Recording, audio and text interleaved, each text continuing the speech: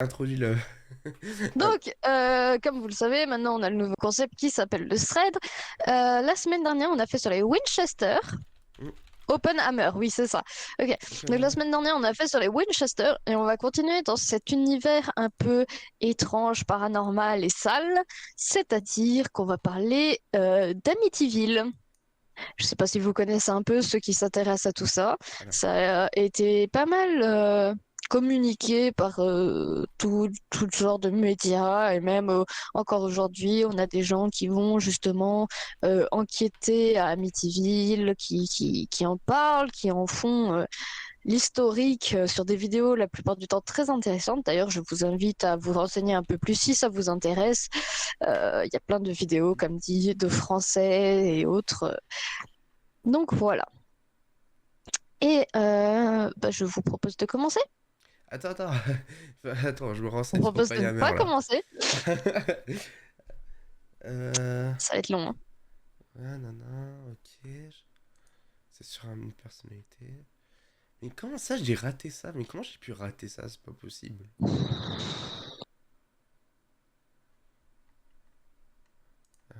Tac. On a quoi? On a Robert Downey Jr., Matt Damon, Cillian Murphy. Ok, ok. Je regarde le trailer plus tard, je vous promets. Mais putain, je suis dégoûté d'avoir raté ça. Grand fan de Nolan que je suis. Je suis, je suis dégoûté. Enfin bref. Retournons au jeu. À notre affaire. Non, non, c'est une affaire. Maintenant, c'est plus un jeu. C'est une affaire. Voilà. Terrible. Est-ce que je Ok. commence? Tu commences du coup, ouais. Ouais. L'affaire d'Amityville est un ensemble d'événements survenus entre 1974 et 1976, ayant pour théâtre une demeure située au 112 Océan Avenue, dans la petite ville côtière d'Amityville, sur Long Island, à l'est de New York, aux États-Unis, ou de Grosse Pomme, du coup. Euh, Dans la nuit du 13 novembre 1974, Ronald Jr., fils aîné de la famille Defoe, y assassine au fusil ses parents et ses frères et ses sœurs pendant leur sommeil. Cette affaire inspira une série de livres et des films d'horreur américains tels que Amityville, la maison du diable de Stuart Rosenberg, qui est le premier d'entre eux. Oui, pardon. La maison est située dans les quartiers aisés d'Amityville, au 112 Ocean Avenue à l'époque. Actuellement au 108 de l'avenue, elle fut édifiée en 1928 sur sur quatre niveaux, deux étages, dans un pur style colonial hollandais. Après les événements et probablement après la diffusion du film, les deux lucarnes du dernier étage sont souvent perçues comme les yeux du diable. Après les meurtres, la maison fut repeinte en blanc par l'agence immobilière. En effet, son passé macabre n'attirant guère et d'éventuels acquéreurs, sa couleur sombre n'arrangeait rien. Alors, pour les faits divers originaux. Les Défos, 1965-1974. En 1965, la famille Défos achète la maison et s'y installe. Le père, Ronald Défos Sire, je suppose, est directeur général de la Brigant Carl Boyd Concession à Brooklyn. Il est marié à Louise Brigant et ont 5 enfants. Ronald Jr., 23 ans, Dwayne, 18 ans, Allison, 13 ans, Mark, 12 ans et John, 9 ans. Âge au moment des faits. Je continue? Non, non, c'est bon, t'inquiète. Euh, alors, attendez, On est à les tac, oui, meurtres. voilà. Le mercredi 13 novembre 1974 à 3h15 du matin, important, Ronald DeFeo Jr. prend son fusil calibre 357 Magnum, on parle aussi d'un Marlin 35, et assassine son père, sa mère, ses deux frères et ses deux sœurs pendant qu'ils dorment dans leurs lits respectifs. Le mystère qui subsiste réside dans le fait qu'aucun voisin n'a entendu le coup de feu et que selon l'autopsie, les corps n'ont pas été déplacés. Alors moi, j'ai peut-être une idée de comment il a fait. Je sais pas si vous êtes un peu renseigné sur les techniques de meurtre. Faut pas. Mais c'est parce que j'ai Psychopathe. regardé beaucoup de trucs Oui, non, mais je sais que t'es une judiciaires, etc. psychopathe. Ah, Warren, fais gaffe à Euh, toi. du coup, vous prenez un coussin, et surtout que si vous tuez quelqu'un dans le lit, vous mettez sur la tête et vous tirez à travers le coussin, et ça camoufle le bruit. Voilà.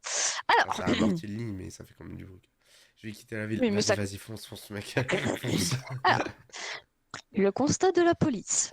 Le 14 novembre 1974, ça fait beaucoup de 14, à 18h35, la police reçoit un appel téléphonique d'un certain Zhao Yeshuit.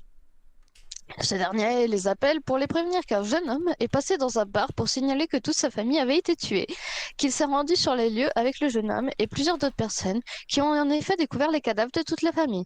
10 minutes plus tard, la police arrive sur les lieux et y constate le meurtre de toute la famille Defoe.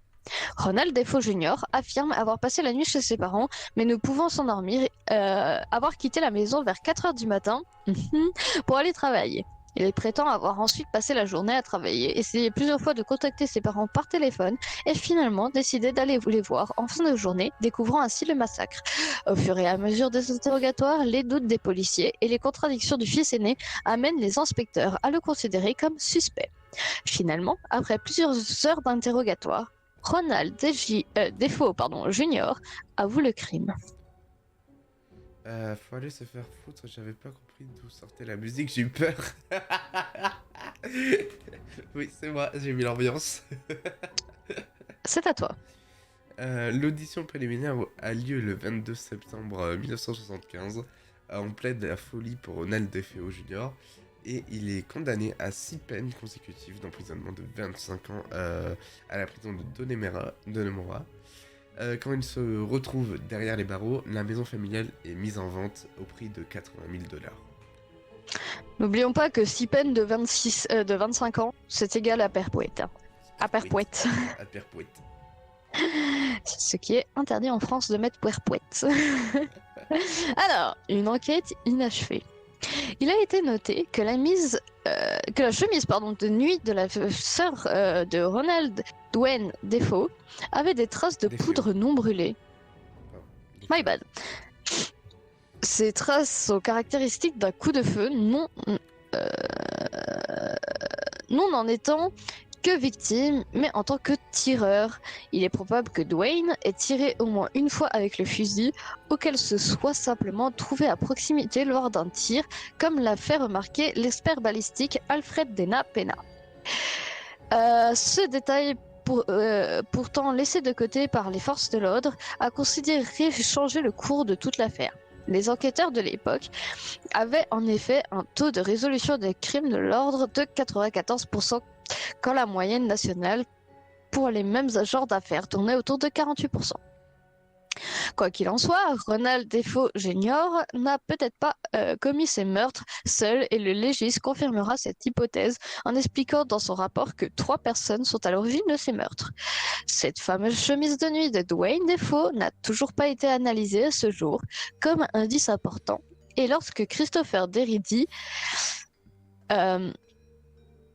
qui s'est entretenu avec Ronald Defoe Jr. ainsi qu'avec un grand nombre de tueurs en série, pose la question à l'inspecteur responsable à l'époque, Denis Raffesti, ce dernier lui répond « Aucune chance, ces trucs ne seront jamais réexaminés, on s'en assurera ». Il faut comprendre par ces trucs la chemise de nuit de Dwayne, un sac de cartouches, 3 tailles-oreilles, je suppose que... Non, taille d'oreiller... tête d'oreiller, je sais plus. Un oreiller taché de sang et des habits de Ronald Defoe Jr. à la Putsch. D'après Putsch, ces habits seraient maculés de son propre sang venant des interrogatoires musclés. Je vais attendre un peu parce qu'apparemment il y a la pub. Oui, je l'ai aussi.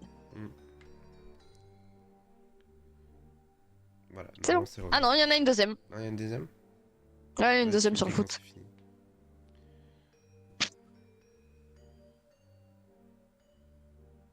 5, 4, 3, 2, 1.